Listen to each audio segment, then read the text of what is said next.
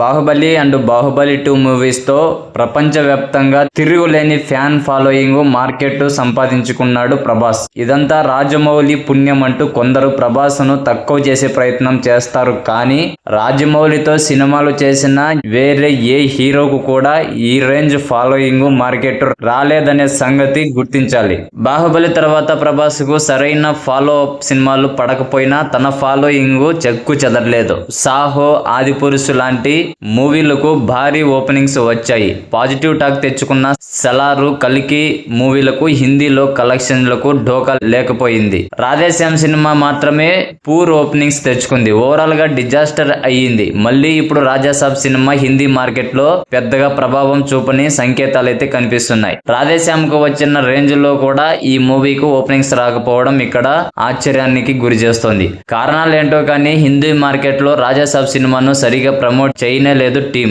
And ముఖ్యంగా ప్రభాస్ ఒక promotional event లో కూడా పార్టిసిపేట్ చేయలేదు. టీం మొక్కుబడిగా ఒక ప్రెస్ మీట్ పెట్టింది. కనీసం దానికి విలన్ క్యారెక్టర్ చేసిన సంజయ్ దత్తును కూడా రప్పించలేకపోయింది. రాజాసాబ్ ప్రోమోలు కూడా హిందీ ఆడియన్స్ ను ఆకర్షించలేకపోయాయి. ఆ ప్రభావం ఓపెనింగ్స్ మీద గట్టిగానే పడింది. బాహుబలి తర్వాత అతి తక్కువ ఓపెనింగ్స్ తెచ్చుకున్న ప్రభాస్ సినిమా ఇదే. ఫస్ట్ డే హిందీ వసూళ్లు 6 కోట్లకు అటు ఇటుగా వచ్చాయి. వీకెండ్ వసూళ్లు 16 నుంచి 17 కోట్ల మధ్య ఉంటాయని ఒక అంచనా అయితే వేస్తున్నారు. సినిమాకు పాజిటివ్ టాక్ లేకపోవడం, ఫస్ట్ డే తర్వాత కలెక్షన్లు పుంజుకోకపోవడంతో హిందీ ఆడియన్స్ ఈ సినిమాతో కనెక్ట్ కాలేకపోయారనేది స్పష్టమవుతుంది.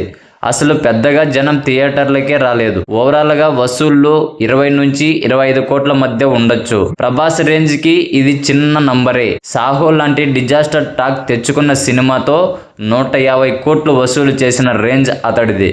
దీన్ని బట్టి రాజాసాబ్ హిందీలో ఎలాంటి రిజల్ట్ని అందుకుంటుందో అర్థం చేసుకోవచ్చు. దీనిపై మీ ఒపీనియన్ని, మీ కామెంట్ని కామెంట్ సెక్షన్లో కామెంట్ చేయండి. అలాగే మూవీ అప్డేట్స్ మరియు రివ్యూస్ కోసం ప్లీజ్ మన ఛానల్ని సబ్స్క్రైబ్ చేసుకోండి.